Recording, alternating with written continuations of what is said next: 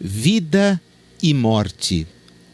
A morte é como um fato resultante das ações de um fenômeno vulgar, desorganização molecular, fim das forças do plasma agonizante.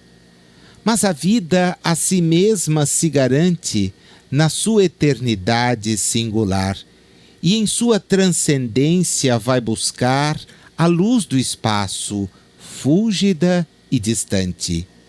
Vida e morte, fenômenos divinos na ascendência de todos os destinos do portentoso amor de Deus oriundos. Vida e morte, presente eterno da ânsia ou condição diversa da substância que manifesta o espírito nos mundos. Augusto dos Anjos. Nascido Augusto de Carvalho Rodrigues dos Anjos, no engenho Pau d'Arco, na Paraíba, filho de Alexandre Rodrigues dos Anjos e de Córdula de Carvalho Rodrigues dos Anjos, recebeu do pai, que era graduado em Direito, as suas primeiras instruções. No ano de 1900, ingressa no Liceu Paraibano e compõe nessa época o seu primeiro soneto, intitulado Saudade. Mais tarde, no ano de 1903, vai ingressar na Faculdade de Direito do Recife, de onde sai graduado no ano de 1907, retornando a João Pessoa, onde passa a lecionar literatura brasileira em aulas particulares. No ano de 1908, de acordo com seus biógrafos, é nomeado para o cargo de professor do Liceu Paraibano, de onde se afasta no ano de 1910. Depois de casar-se, vem para o Rio de Janeiro e no ano de 1911 é nomeado professor de Geografia no Colégio Pedro II.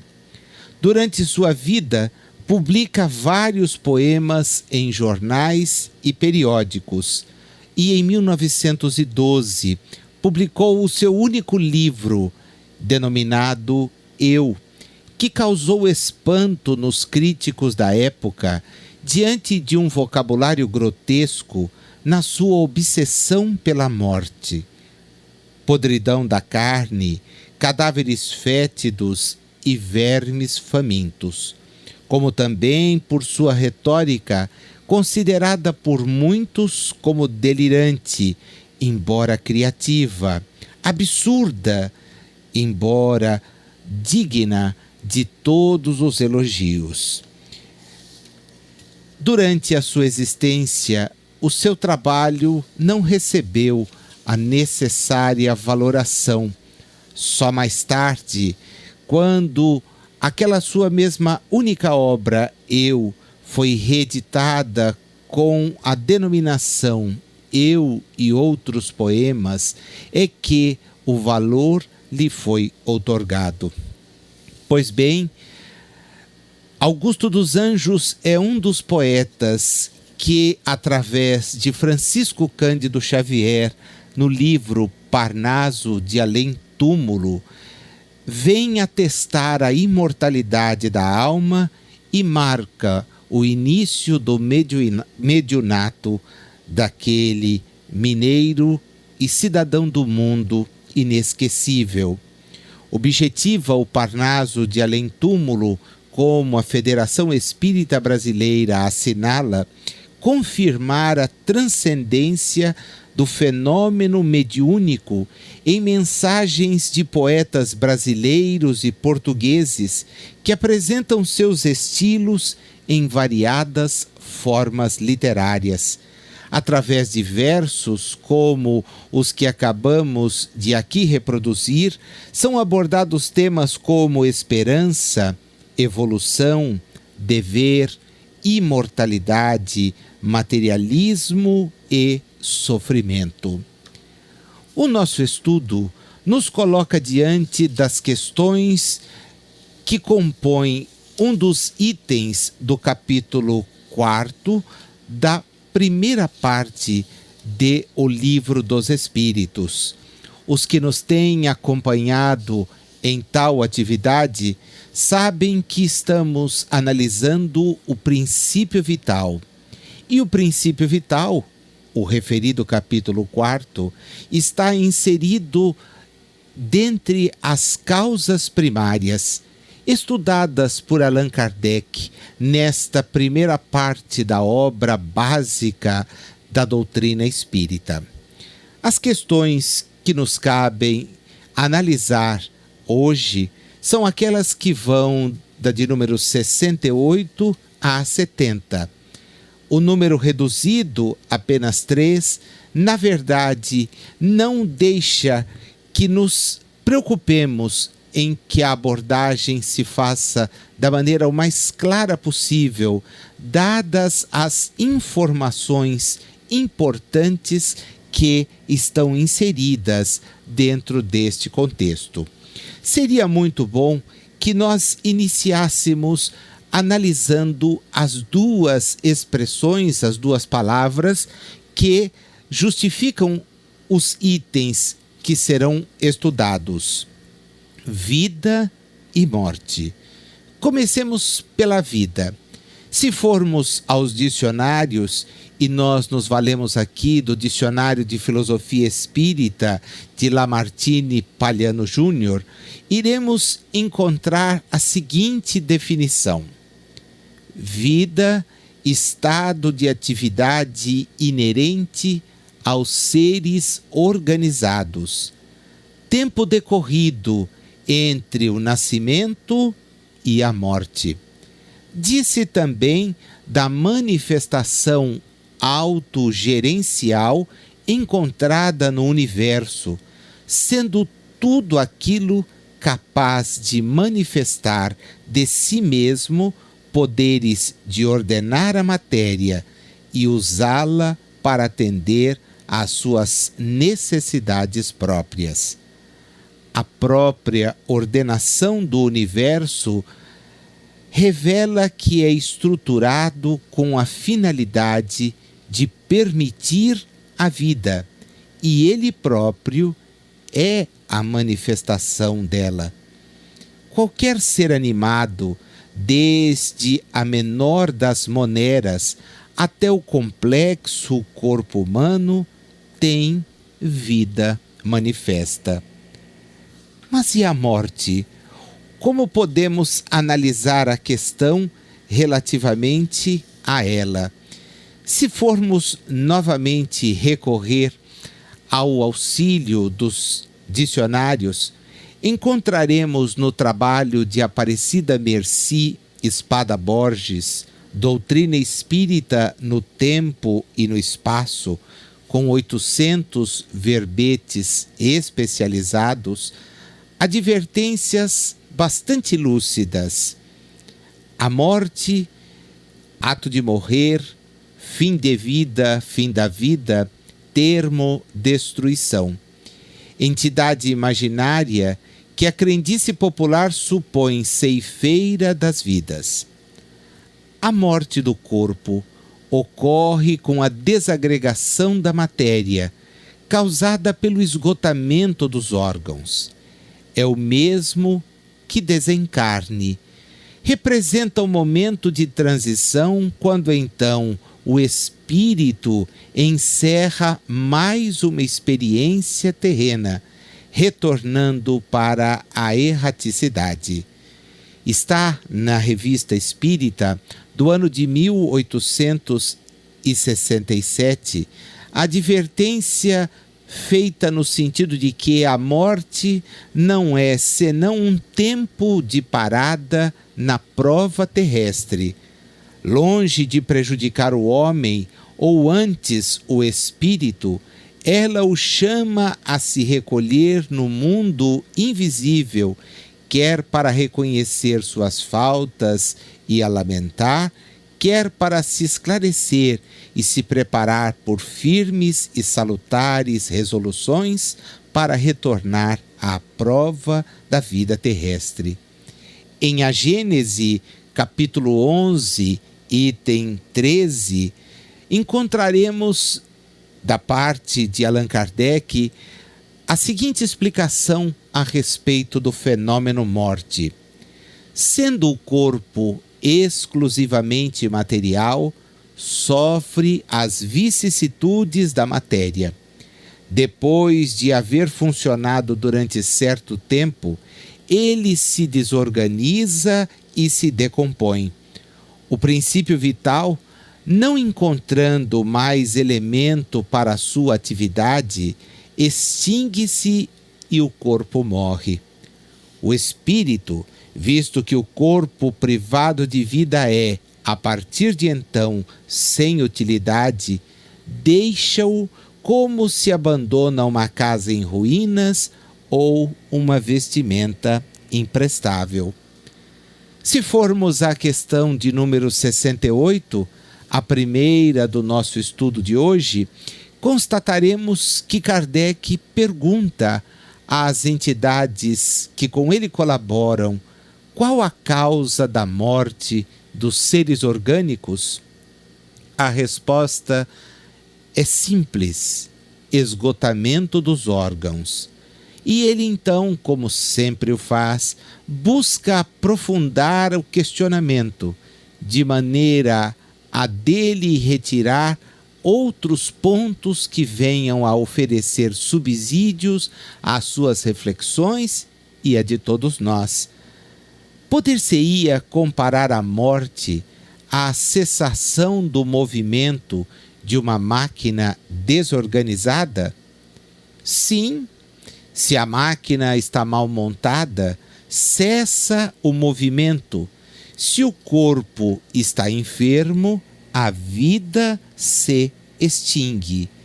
Percebemos, portanto, que a resposta que vem do ensinamento dos Espíritos nos deixa evidenciada a questão do ponto de vista orgânico, nos dá clara interpretação acerca daquele que é o ensinamento básico de toda a doutrina, qual seja o de que a morte para o espírito e para as dimensões espirituais não é uma realidade. Segundo Emmanuel, no prefácio do livro Os Missionários da Luz, a morte física não é o fim. É pura mudança de capítulo no livro da evolução e do aperfeiçoamento. Ao seu influxo, ninguém deve esperar soluções finais e definitivas, quando sabemos que 100 anos de atividades no mundo representam uma fração relativamente curta de tempo para qualquer edificação na vida eterna. Na mesma obra, o espírito André Luiz faz sérias ponderações a respeito do assunto. Diz-nos ele: a morte da forma física não santifica o ser que a habitou. O corpo físico representa apenas o vaso em uso durante algum tempo, e o vaso quebrado não significa redenção ou elevação do seu temporário possuidor. Em outra obra da conhecida série A Vida no Mundo Espiritual, denominada No Mundo Maior, vamos encontrar, através do mesmo André Luiz, a seguinte advertência: depois da morte física, o que há de mais surpreendente para nós é o reencontro da vida. Aqui aprendemos que o organismo perispirítico, que nos condiciona em matéria mais leve e mais plástica após o sepulcro, é fruto igualmente do processo evolutivo.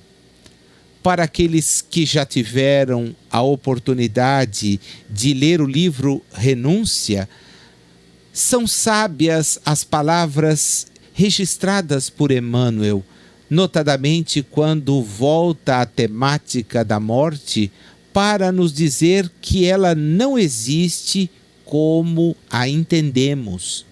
O que se verifica apenas é uma transmutação,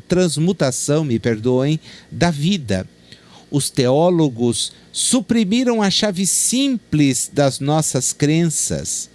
Quando o corpo é reclamado pelo sepulcro, o espírito volta à pátria de origem e, como a natureza não dá saltos, as almas que alimentam aspirações puramente terrestres continuam no ambiente do mundo, embora sem o revestimento do corpo carnal. Desde a mais remota antiguidade, os homens se comunicaram com os seus semelhantes desencarnados. E está lá escrito textualmente: Enéas fez consultas a Anquises por meio dos estranhos poderes da feiticeira de Cumas. Plutarco afirmava que os seres de outro mundo se manifestavam nos mistérios. Sócrates tinha o seu gênio familiar. Apolônio de Tiana sentia-se auxiliado por entidades invisíveis.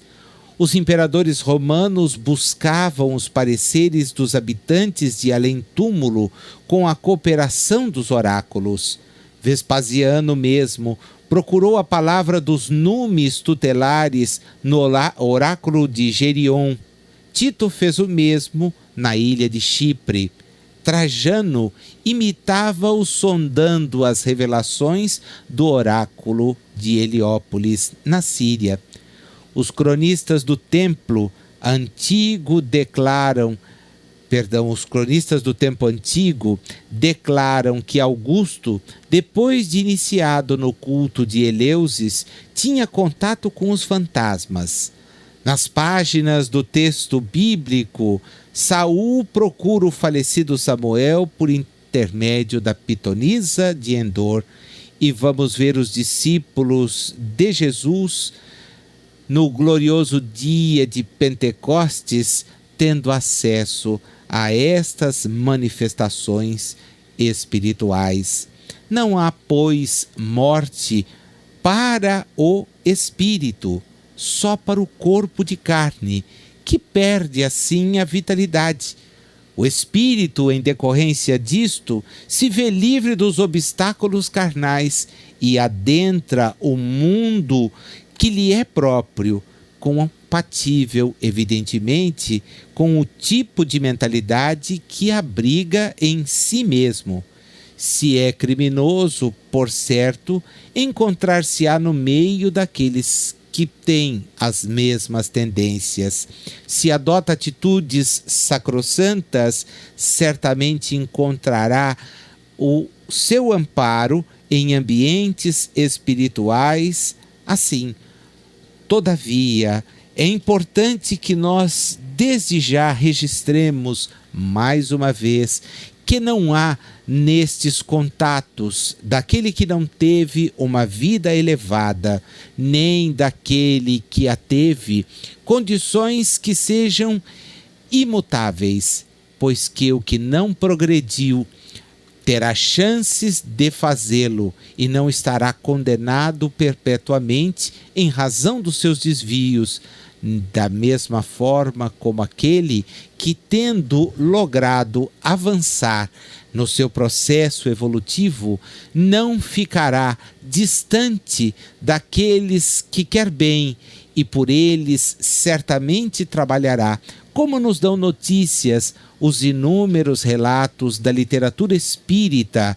Aqui mencionamos obras como Missionários da Luz, aqui mencionamos obras como No Mundo Maior, Obreiros da Vida Eterna, e mesmo o livro Nosso Lar e Os Mensageiros, ao qual faremos logo mais menção expressa, são categóricos e recheados de exemplos de entidades que, tendo logrado avançar na senda evolutiva, voltam-se para socorrer, para amparar aqueles que com elas se encontram sintonizados, vinculados.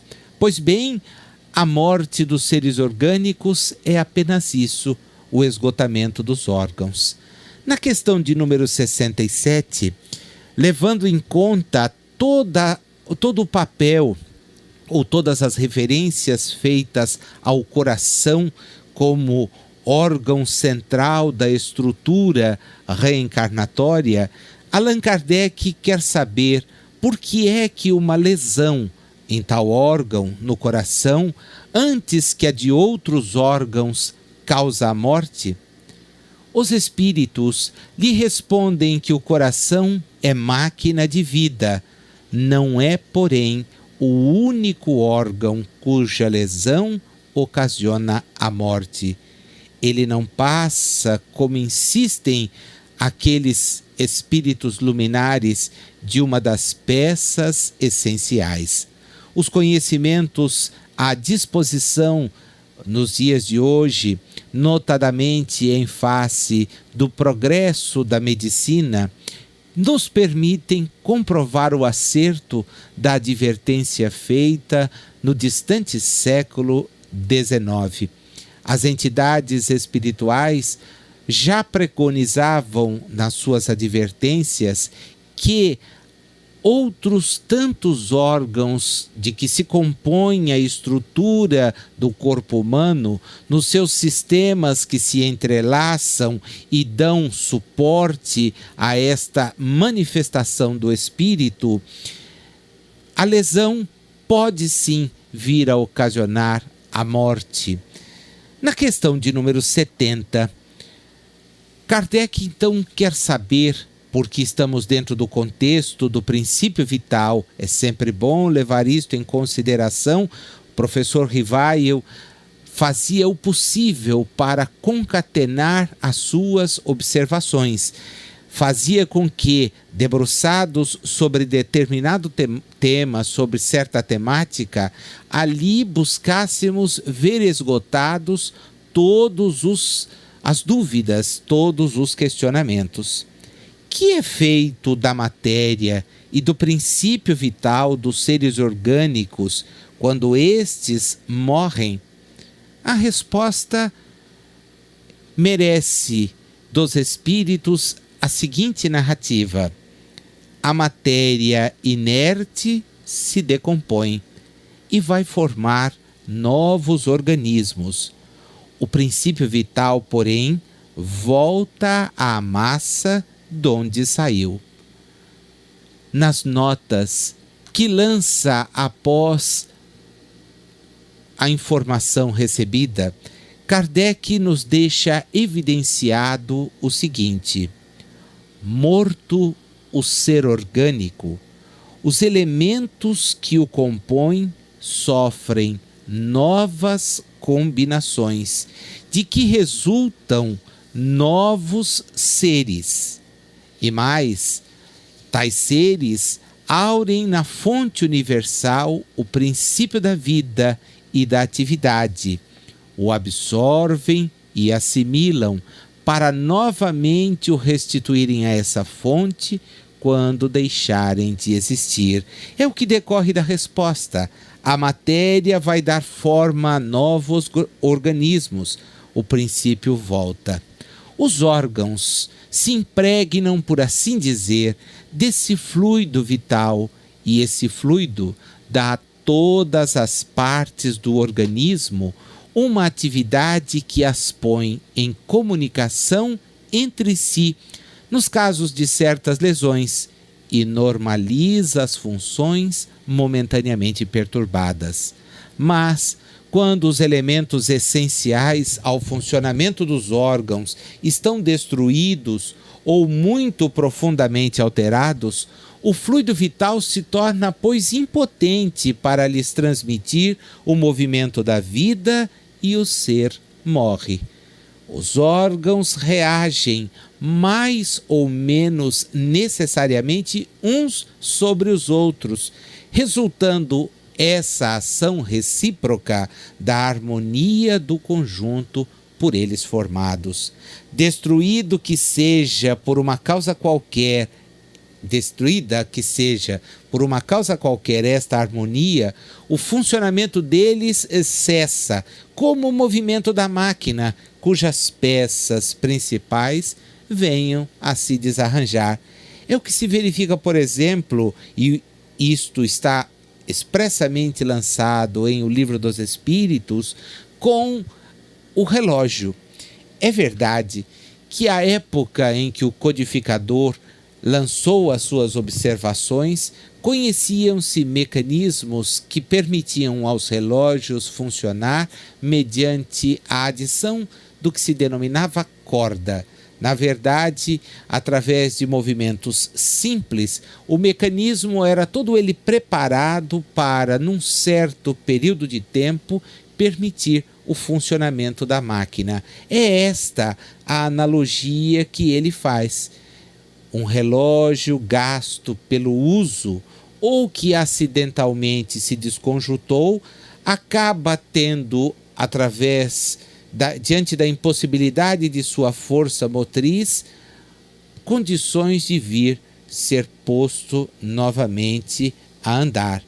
Num aparelho elétrico, teríamos a imagem mais exata da vida e da morte.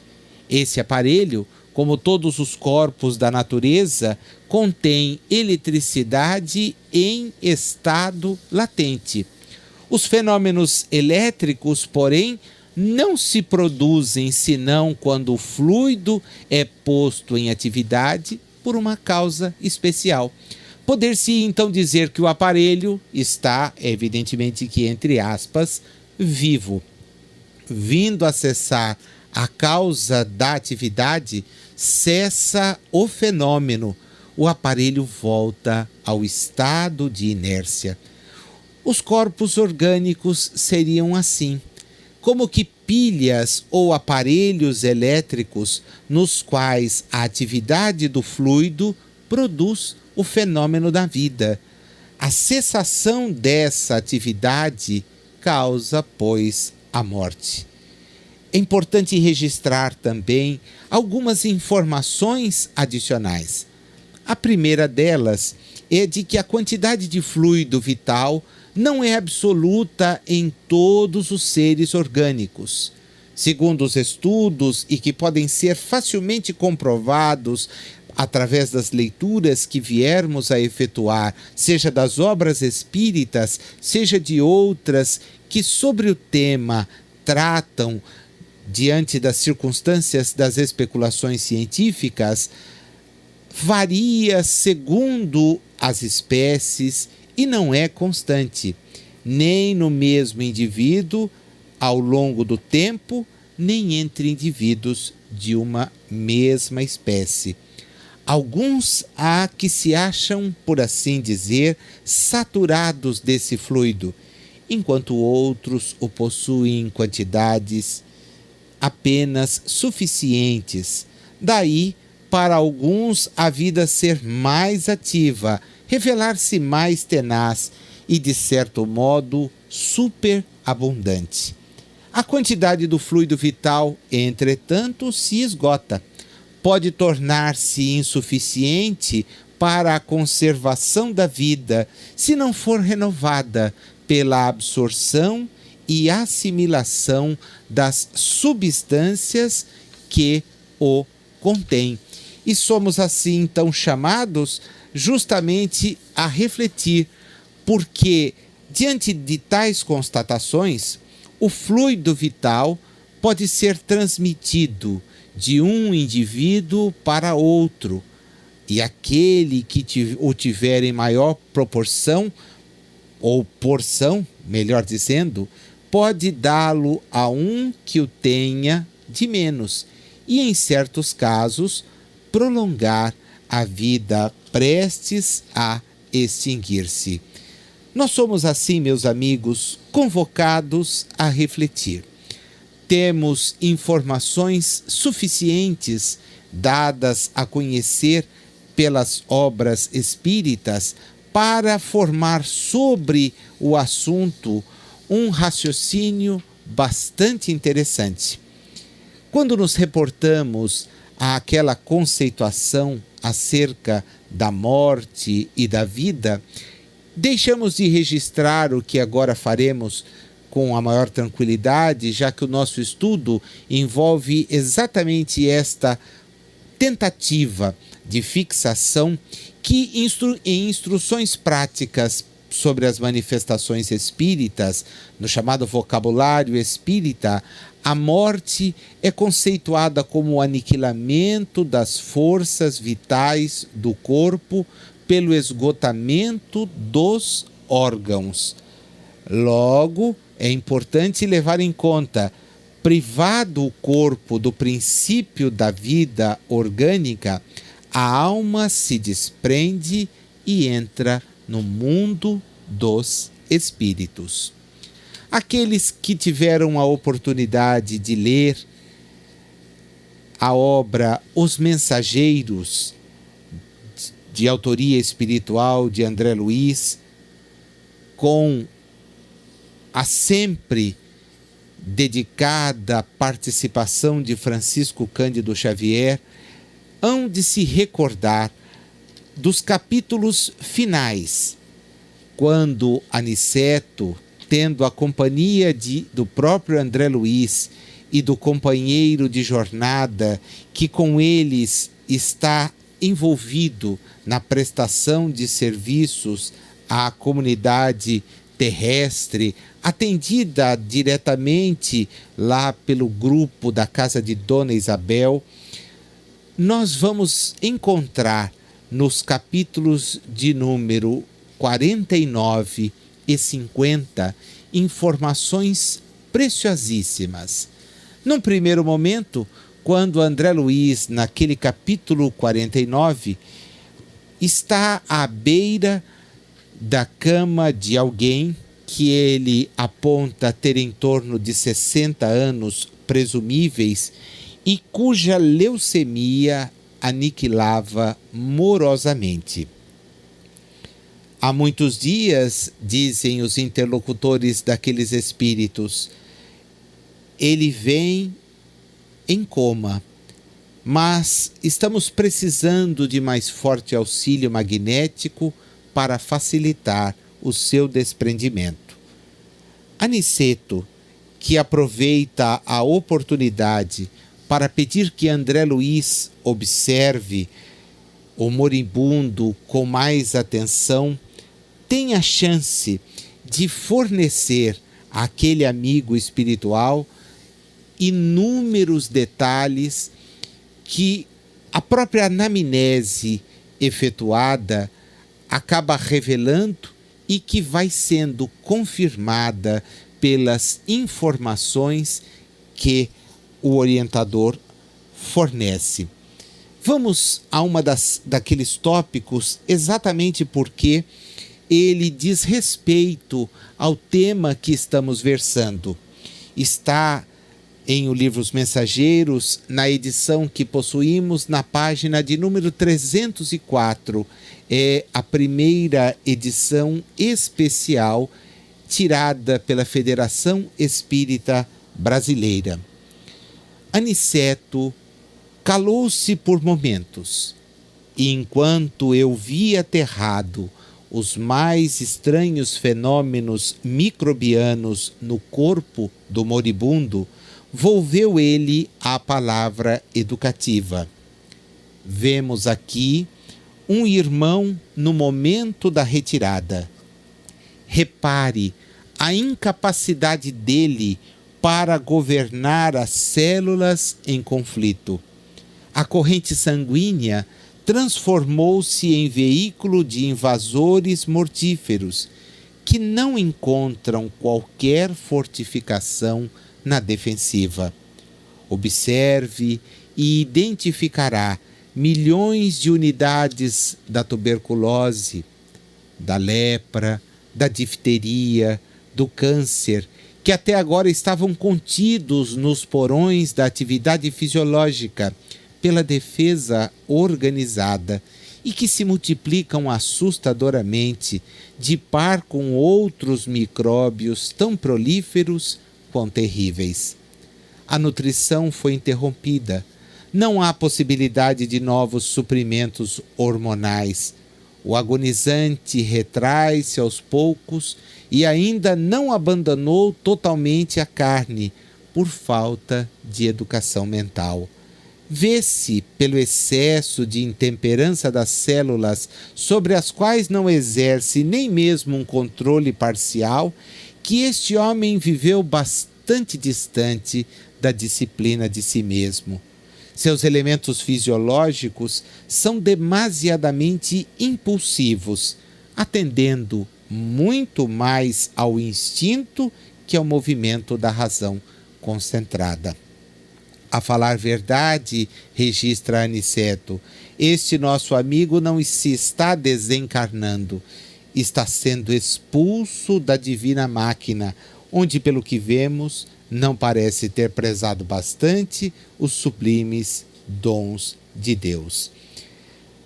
O relato prossegue e nós vamos nos dar conta de que a desencarnação de Fernando está prestes a ocorrer.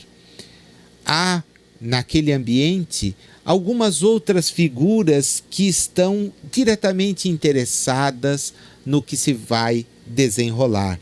Notadamente, a presença de um facultativo, um médico espiritual e da mãe de Fernando, a qual é interpelada por Aniceto no sentido de saber se ela está incumbida de levá-lo.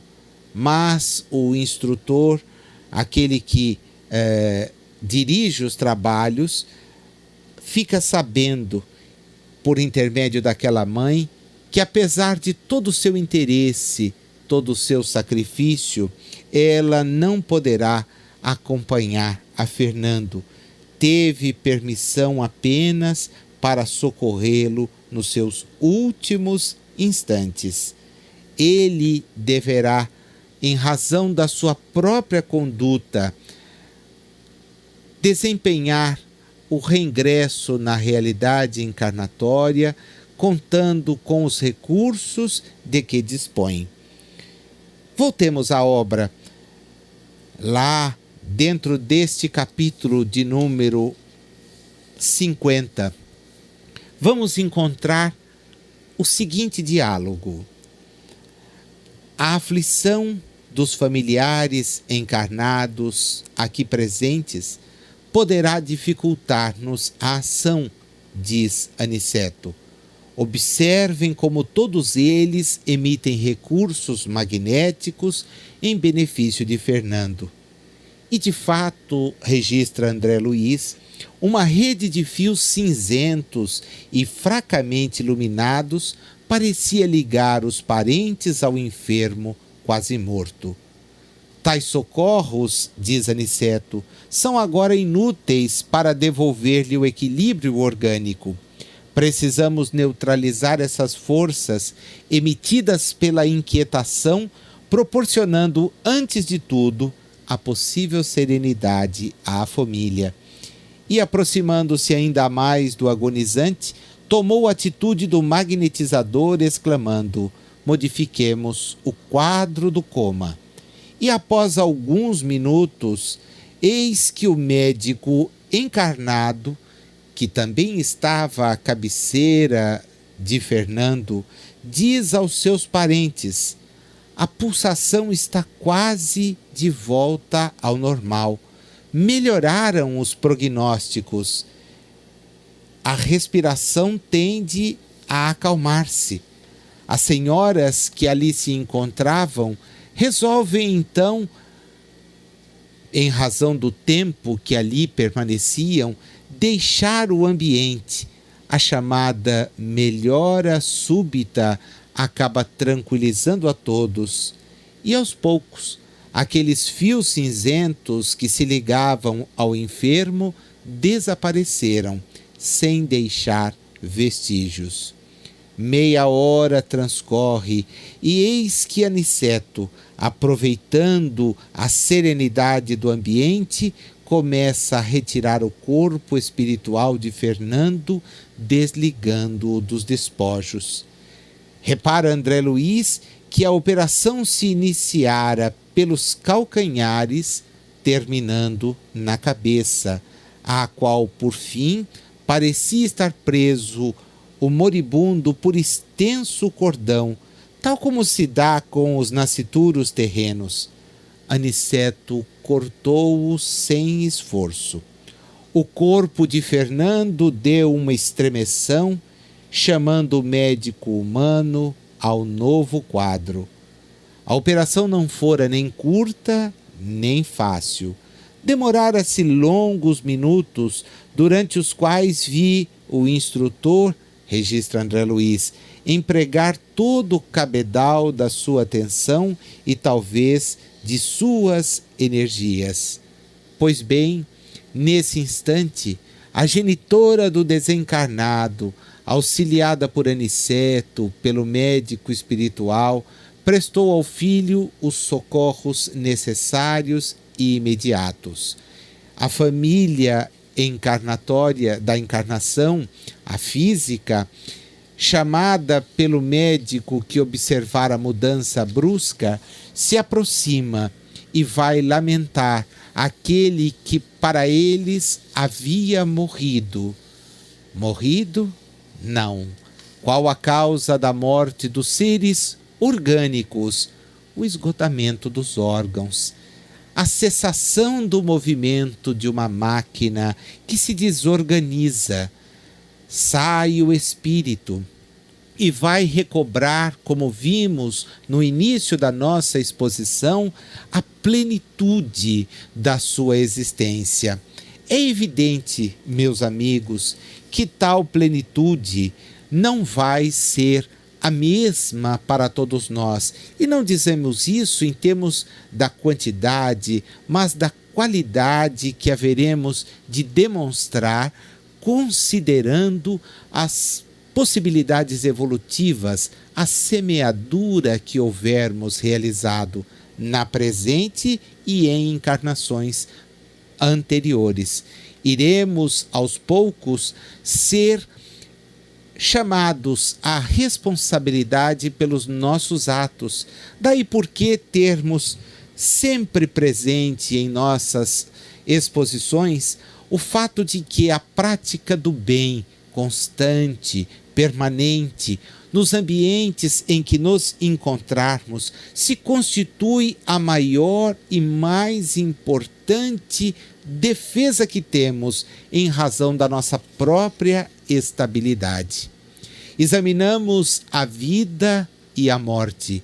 Demos início aos nossos estudos lembrando-nos de Augusto dos Anjos nas páginas do Parnaso.